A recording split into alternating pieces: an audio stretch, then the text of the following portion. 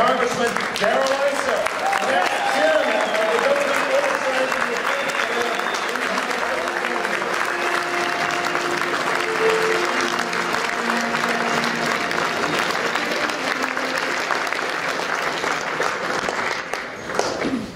Thank you so very much. You know, at the end of a convention, last night of a convention, when you've heard from Meg Whitman, our next governor, from Carly Fiorina, our next senator, and from Abel Maldonado, the right hand of our next governor. Yeah, you can go ahead, let it out.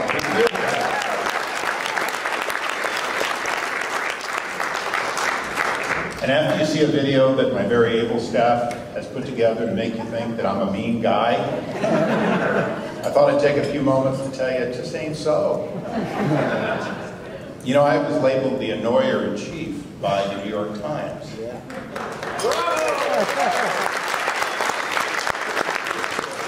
The LA Times is still looking for a name for me. But the fact is, all I do is ask questions. All I do is respond, along with my staff of 35, to watchdogs, to inspector generals, to the General Accountability Office. All we really do is ask questions. You know, you read in the newspaper, and a whistleblower calls you and says you need to look at Shore Bank. The Obama administration and Rahm Emanuel are propping them up. They're giving them TARP funds when in fact they're not solvent, just the opposite. They're the most underwater bank you could imagine. You get no answer. You send another letter, another one. You go on TV and say, what's with this? You get nothing. Well, last night, 7 p.m., Sheila Baird called me from her vacation in Maine. She's the chairwoman of the FDIC, and she said, on Monday, my staff will meet with your staff and give you all of the facts, everything that led up to our taking over the bank tonight. Shore Bank's gone.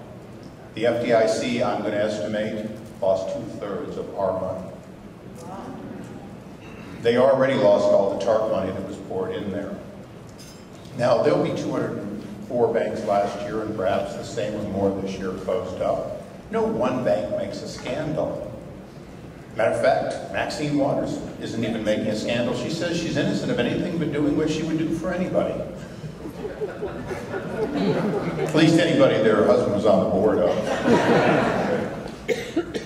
I could not make these things up. You know, I'm a child and a grandchild of immigrants. I'm a kid who grew up looking for union jobs because they paid better. I went to college on the GI Bill and an Army scholarship. I'm sort of what you would figure would be a typical Democrat kid. The difference really is that I don't trust government. The other side does. They not only trust it, they create it, they love it, they nurture it. You know, Abel, your daughter, as much as you love her, has never been nurtured like the Democrats nurture government. They're just nothing like government for the Democrats. And so, over the years, in life experience after life experience, in the Army, when I saw senior officers way too cozy with our contractors, and then next thing you know, some of those officers, specifically the ones that were so cozy, now work for them. Double, triple their pay. It happens.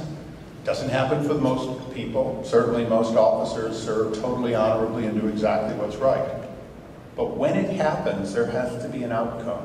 When there's waste and fraud, when there's distortions of democracy or distortions of the spending of your tax dollars, or currently, obviously, borrowed money from people who speak Mandarin Chinese.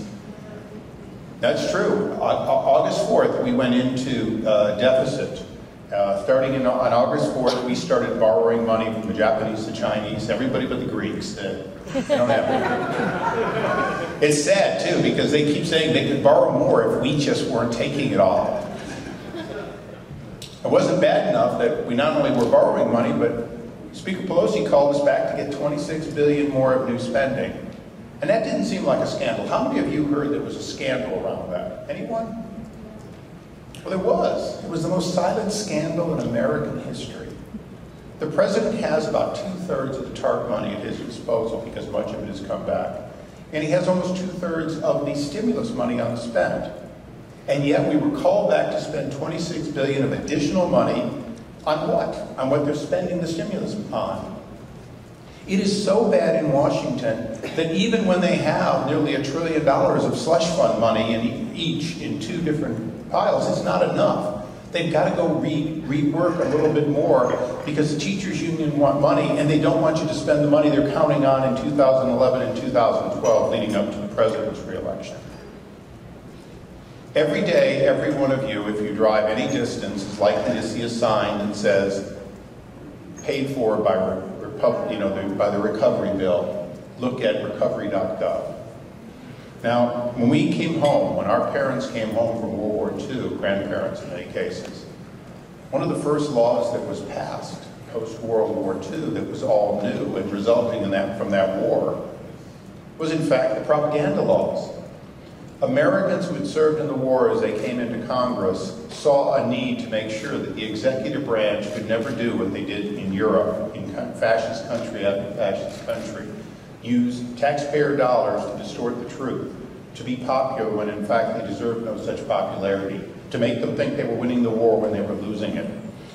And just as freedom of the press is crucial, $30 or $40 million worth of signs with an advertising value of over $1 billion, much over $1 billion per month.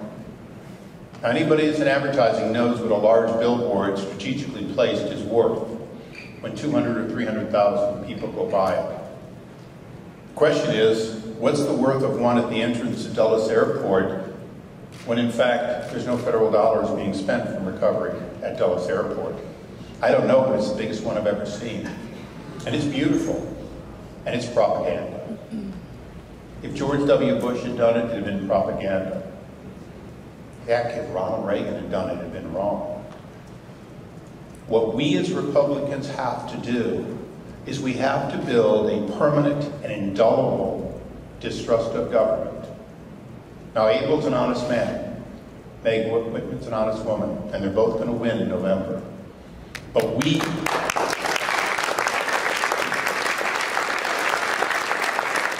as a